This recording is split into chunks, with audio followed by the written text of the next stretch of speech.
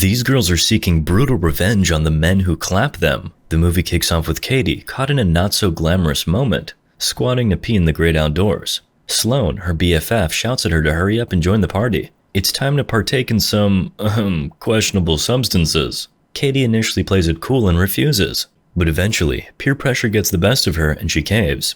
After appreciating the fine acoustics of the forest, like a bear shitting in the distance, the dynamic duo retreats to Katie's room to recover from the night's shenanigans and plan their next adventure, a trip to the Big Apple. Katie's mom pops in to announce that they'll be crashing with Uncle Jason for the night, and he'll be their personal chauffeur to the bus station the next morning. Katie tells her mom they'll be working on an organic farm, making her mom practically burst with pride. But Sloane spills the tea. They're in it for the cold hard cash. Enter Uncle Jason, FBI detective extraordinaire. Before the girls hit the road, Katie wishes her mom a killer vacation in Cuba. En route, Katie's phone rings with a spicy ringtone, courtesy of Sloane's twisted sense of humor. Katie picks up her mom's call but gets nothing but dead air. Spooky.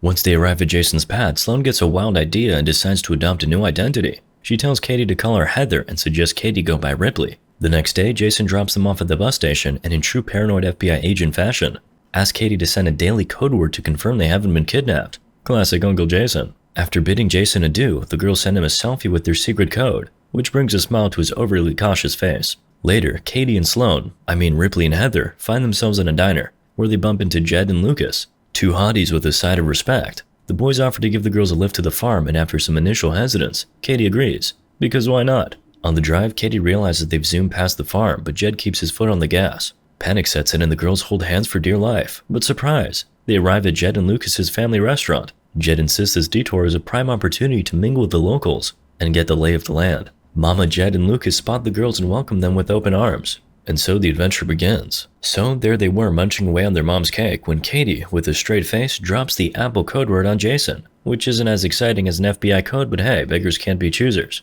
But before they can say fruit salad, the girls start to feel queasy, realizing they've been poisoned. Talk about a surprise inside. Frantically, they make a break for it like Usain Bolt in heels, but the mother is hot on their tail, ordering her sons to chase them down. The brothers capture the girls and whisk them back to their not-so-humble abode, locking them in containers. It's like an extreme version of hide-and-seek gone wrong. When they wake up, the girls start screaming and rattling the chains like a haunted house soundtrack. But Jed, the resident Debbie Downer, informs them no one will hear them because they're in the middle of a forest. Forest 1, Girl 0. Jed smirks. He then gives them a tour of their new digs. A container bed, outdoor showers, generator lighting, and a bathroom. Basically, it's like camping, but way less fun. Enter Boris, the evil puppet master. He's like a discount Bond villain, berating Jed for stealing his truck. But he's all sweet talk with the girls, telling them it's his job to keep them healthy. Boris then fishes out Katie's phone and starts asking about Jason. Katie, trying to keep her cool, says Jason's her uncle. Boris, though, isn't buying it, and the whole conversation is as awkward as a turtle trying to breakdance.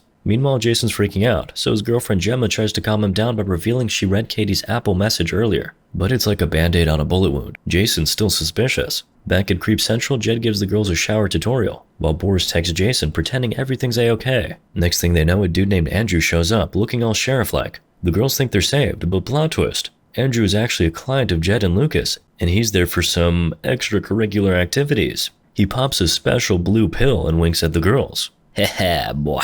The girls try to persuade Lucas to help them, but he's like, nah, and only asks if they have any allergies. Sloane, fuming, snaps back that they're allergic to being kidnapped. Touché, Sloane. Later, after Andrew has had his fun, a distraught Katie is comforted by Sloane. Wholesome. Meanwhile, Jason's spidey senses are tingling and he grows more concerned when he realizes the Apple code was used. Gemma, ever the optimist, thinks Katie just got her fruits mixed up. But one thing's for sure, this is one situation that won't be resolved with a fruit basket.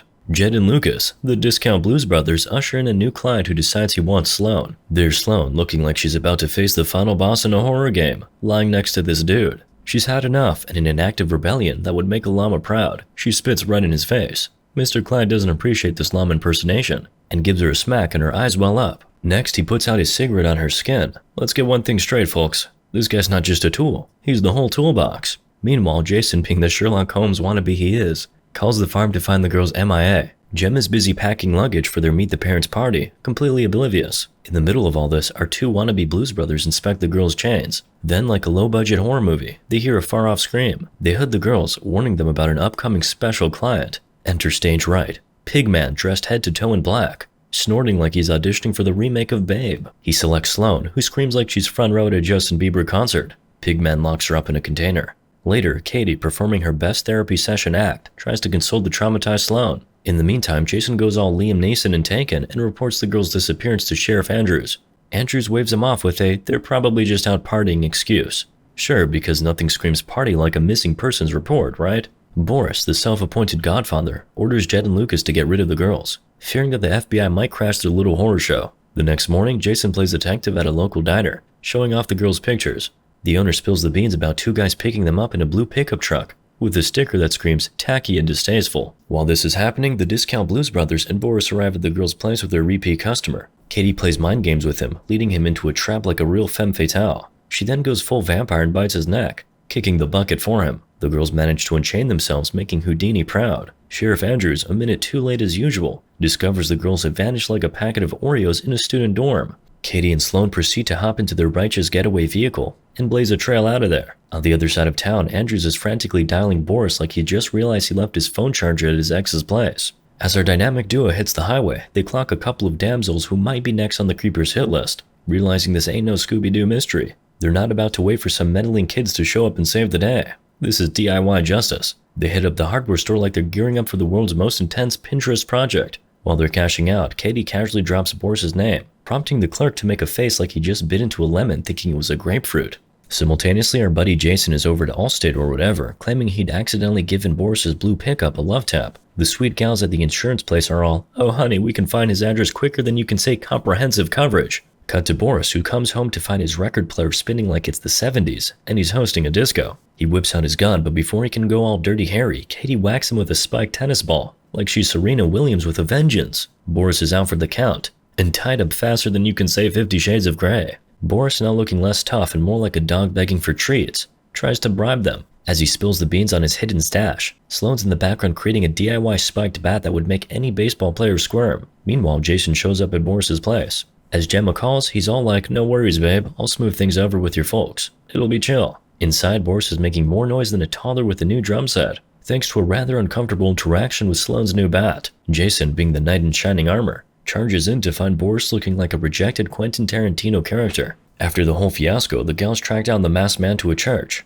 where he's busy preaching fire and brimstone. They're not about to let some ink on his arm stop them. The guy tries to intimidate them by calling Katie Jezebel, but she's like, "If being a Jezebel means standing up to creeps like you, then hand me the crown, baby." And wham, one swing of the bat and Mr. Holyman is seeing stars. The gals hit the road again, leaving a trail of justice in their wake. We see they've got the pastor roped to the car like some twisted version of National Lampoon's Vacation. They make a pit stop for matches, and while they're gone, the pastor's scrawling down Bible verses like he's competing in a heavenly spelling bee. When they return, things heat up in a very literal way. Back at the sheriff's office, Andrews is tying up Jason because apparently it's National Tie Up Your Enemies Day. But no worries, our girls have got this all under control, or at least that's what we're hoping. The story's still in motion after all. So the sheriff walks in with two damsels in distress who'd just been whisked away. In the meantime, Katie and Sloane, quieter than a vegan's barbecue, sneak up behind Andrews and gives him a hearty whack with a bat. Jason, clueless as a goldfish with a 3-second memory, has no idea what's going on. He's locked away in his room, probably contemplating the universe or his next snack. Relatable. Next thing you know, Andrews is tied up like a Sunday roast and trying to bribe his way out with cash. The girls are tickled pink by this, probably thinking it's like a human ATM that's gone haywire. Katie plays a little game with Andrews. Pick a hand. He chooses right, and surprise, it's a bullet. Sloane does the same, but all he gets is a handful of matches. Probably should have gone for the left. Nervous, Andrews asks what's next on this twisted game show. The girls, with grins wider than a Cheshire cat, tell him it's time for a round of Russian roulette. Despite his pleas, Katie loads the gun and pulls the trigger. Click, empty. Sloane has a go too. Click, empty. 3 times the charm? Not this time. 4 time? Nah.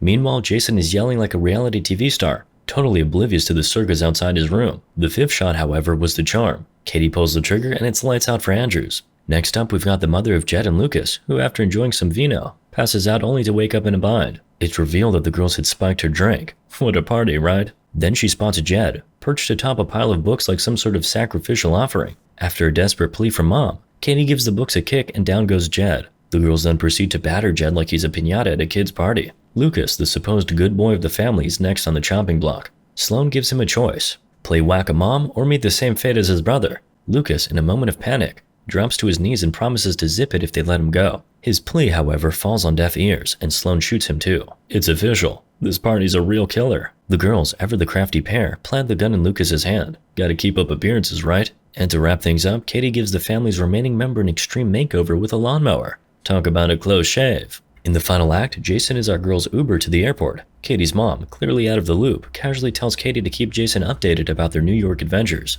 Jason assures her they'll be okay. Little does he know what they've been up to. And off our girls fly into the sunset, ready to paint New York red. Hopefully not literally this time. Moral of the story? They had that dog in them.